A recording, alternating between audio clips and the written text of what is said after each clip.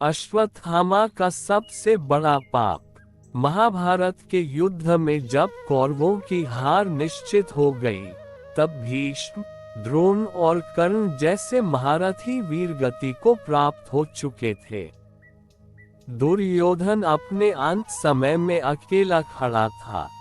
उसी समय उसने अपने परम मित्र और द्रोणाचार्य के पुत्र अश्वत्थामा को याद किया। अश्वत्थामा एक अपार शक्ति वाला योद्धा था।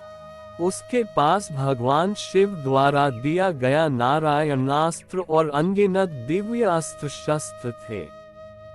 किंतु जब उसने देखा कि उसकी पूरी सेना नष्ट हो गई और पांडव विजयी हो रहे हैं, तब उसके हृदय में प्रतिशोध और क्रोध की ज्वाला जलने लगी।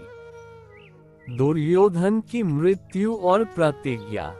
जब दुर्योधन की मृत्यु हुई, तब उसने अश्वत्थामा से कहा, मित्र, मेरे सारे भाई मारे गए, कौरव वंश समाप्त हो गया। यदि तुझे मेरी सच्ची मित्रता का ऋण चुकाना है, तो पांडवों को भी शांत न रहने देना। अश्वत्थामा ने दुर्योधन के मृत शरीर के सामने प्रतिज्ञा ली कि वह पांडवों से बदला लेकर रहेगा। पाप की शुरुआत रात्रि का हमला। रात्रि का समय था।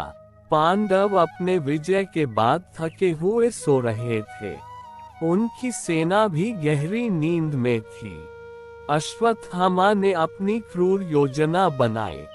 वह चुपचाप पांडवों के शिविर में घुसा और अपने दिव्यास्त्रों का प्रयोग किया। उसने सोते हुए द्रुपद पुत्र धृष्टद्युम्न, शिखंडी, उत्तर और पांडव पुत्रों को निर्दयता से मार डाला। सबसे बड़ा पाप उसने तब किया जब उसने पांडवों के 5 पुत्रों उपपांडवों को भी सोते सोते मार दिया।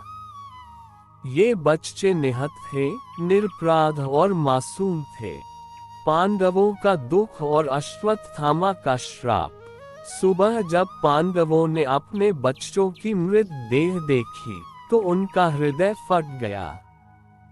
द्रौपदी विलाप करने लगी और भगवान श्री कृष्ण ने कहा, अश्वत्थामा ने युद्ध की मर्यादा भंग कर दी है।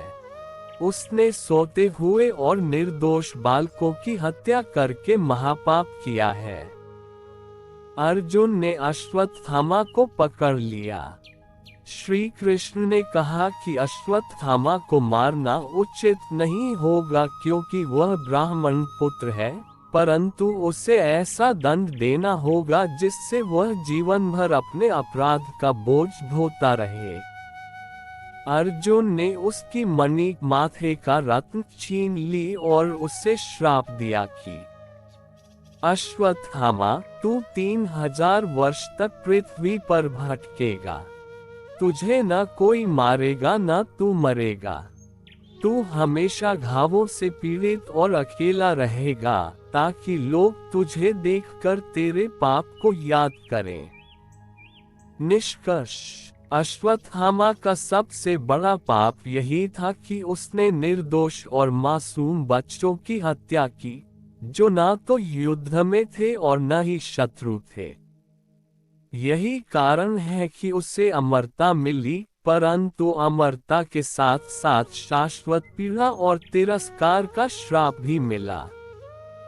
उंगली से दाहिनी ओर इशारा। यही कथा हमें ये सिखाती है कि क्रोध और प्रतिशोध में किया गया अन्यायपूर्ण कार्य जीवन भर का बोझ बन जाता है।